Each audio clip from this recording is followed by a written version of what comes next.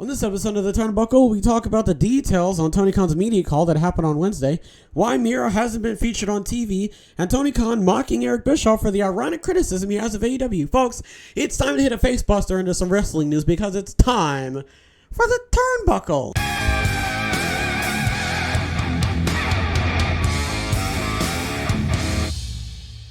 Ring of Honor head Tony Khan spoke to the media for an hour Wednesday, going into full details into the situation with William Regal and how his own family issues helped him come to the conclusion to not pick up on an option on Regal's AEW contract. Khan opened the call with an 18-minute story about his mother suffering 2 strokes in the fall, one that happened between All Out and Grand Slam, and the other happening around the time of his 40th birthday and their homecoming event. He said the situation helped give him better perspective on the importance of family as Regal requested the company not pick up his option so he could return to WWE to coach his son and spend time alongside longtime friends in the golden years of his career. He and Regal spoke in depth several times and agreed following a 90-minute conversation they had after the live Rampage in Jacksonville in late October. He believed the terms were that Regal cannot appear on WWE TV next year and can only coach. He also said he was surprised to see Triple H's Regal montage during WWE Survivor Series given how accommodating AEW was to Regal's request. He also said the future of Ring of Honor would be addressed Saturday and alluded to something being revealed about a weekly TV product after Final Battle. He then talked about how he would be having less Ring of Honor TV on AEW following this week. When asked about last Friday's all-time low numbers for Rampage, Khan said to expect a big card for Friday and that it was an all-hands-on-deck situation for strong matches in the future. He also hinted at the AEW and JPW Ring of Honor relationship as something to ask about Saturday. He couldn't get into Shane Taylor's contractual status with Ring of Honor, but said his involvement in this Final Battle angle was brought up by Keith Lee. And as far as FTR's non-involvement with Final Battle, he said tonight is a big night for AEW with the tag team title match and that he wanted to wait until tonight's show to see what happens next with FTR. So a lot to go over. So apparently his mother was undergoing some serious health issues,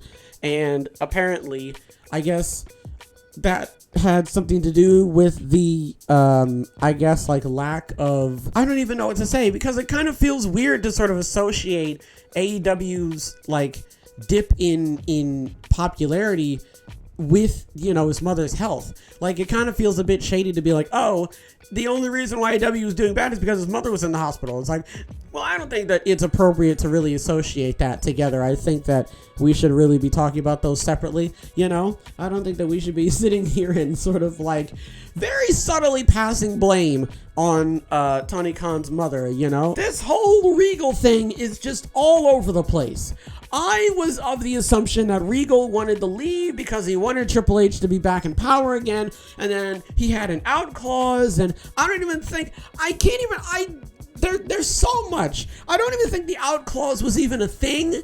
Apparently, I don't even think that was even a thing. I think it was just him and Regal sort of coming to some type of conclusion, and Regal and him just being like, you know what, I'm just not going to continue it, and Tony Khan just being like, okay, sure, that's fine. But then apparently, apparently in the sense of I guess this has always been a thing, and I'm just now finding out about the fact that Regal is allowed to go back, but he can't appear on TV, and he's just going back to the coach. That's why he's going back as a coaching role, and I don't know. And then it was apparently, according to Brian Alvarez, he was talking about how Regal got a 1-year deal, but he got a 2-year option, so that explains why Regal was able to leave around the time. But even then, he left even earlier than that, so it's all over the place. He also hinted at the AEW and GPW Ring of Honor relationship, something to ask about Saturday. I don't know what that means, so I guess we're gonna have to wait. I guess there's probably gonna be some sort of big Forbidden Door pay-per-view that's possibly gonna happen.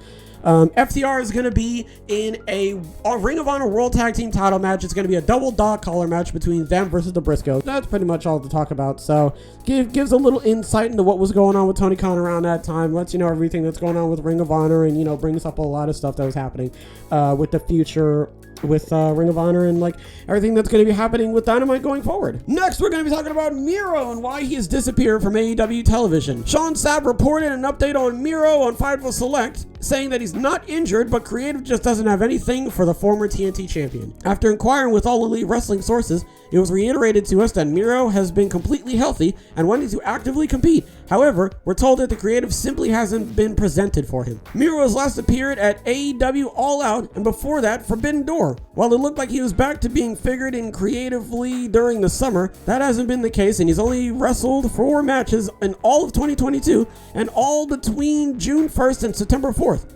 We're told there were plans to have creative conversations, but those haven't happened as of yet. I feel like Miro is just one of those guys where you don't necessarily need to have any type of like super fleshed out storyline. You can, and I know that it'll help, but I feel like Miro, like Dolph Ziggler, like Seth Rollins, like, you know, I feel like Miro is just one of those people, especially like as a heel, he can be in any type of storyline and it would just make sense. Like it would just, I feel like Miro is just one of those people where he could like randomly attack someone and then next week he gives his explanation and you have like a week to come up with an explanation. You know what I mean? Like Miro is just one of those people where like he could fit in like virtually any storyline and it would like make sense like contextually. You know what I mean? Like he's really good on the mic. He's really good on the ring. He's over like Rover with a lot of the, you know, casual fans and everything like that. So, I mean, and also he's over with the fans is what I'm basically trying to say. Hopefully they're going to come up with some type of creative plan for him at some time in the future, but I mean, until then, all we can do is hope. Finally, we're going to be talking about Tony Khan and how he mocks Eric Bischoff's ironic criticism of AEW. Eric Bischoff has criticized Tony Khan for using talent outside for his lack of booking skills. While speaking on the Battlegrounds podcast, Tony Khan mocked Eric Bischoff's criticism, which he deemed as ironic. When I was a young wrestling fan, that was one of the things I really liked about WCW Nitro.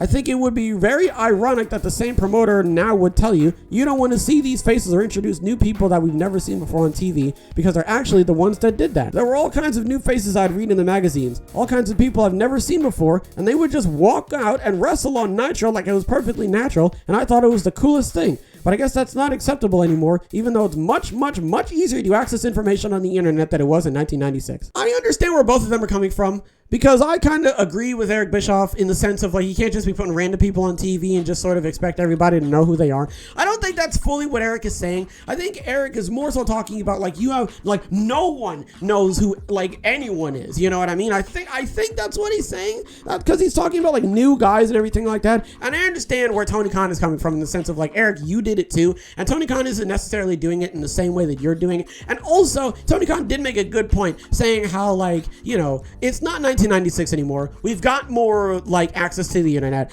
and I feel as though that if you don't know who this guy is, you can easily look him up. You know what I mean? Like the same thing that I did with Colby Carino and you know, Kana and that sort of stuff. Like if you don't know about them, you can easily go online, look up their matches, see what they're like. You know what I'm saying? So I kind of have to agree with Eric here. I think Tony Khan should just be doing a little bit more. If you think that he's doing more, listen, let me know down below in the comments. But you know, from the latest that I've really seen, it's really just been a lot of like, you know, for me personally, like they've been showing up and they've sort of just been like slinking into the background of like, you know, the locker room and everything like that, and you don't want to see that. So listen, who knows, maybe that could potentially be happening. Maybe after Ring of Honor Final Battle is finally done, maybe Tony Khan is going to start doing something like that. So at this point, only time will tell. What do we talk about? A lot of stuff with the media call happened. Let's see. He talked about the future of Ring of Honor. He talked about the AEW Rampage card. He hinted at the AEW and GPW Ring of Honor relationship as something to ask about Saturday, so that's going to be interesting.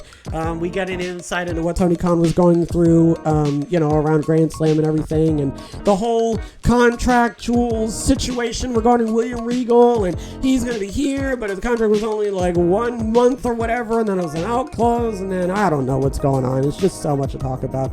Miro doesn't have anything creatively planned for him, which is dumb. He's Miro. You can put him in anything, and it'll work. You know what I'm saying? Like, he's among a lot of the wrestlers, not even in just AEW, but all over the place, where you can put them in a match and they're good enough on the mic and they're good enough in the ring where you can kind of make a story based around just them, you know. But I don't know, that's just me. And Tony Khan does have a point with Eric Bischoff in the sense of like, you can't criticize me for something that you yourself also did. But Eric also makes a good point as well in the sense of like, you can't just be throwing random people out there and expecting everybody to know exactly who they are. You got to give them enough shine, and you got to sort of let everybody know without explicitly telling them this is why you should like this guy. You know what I mean? Like Keith Lee. So that's going to do it for this episode, folks. I really hope you guys enjoyed this episode, because I certainly enjoyed making it. I don't know why we're doing this intro, but we are. And I'll definitely catch you guys in the next one.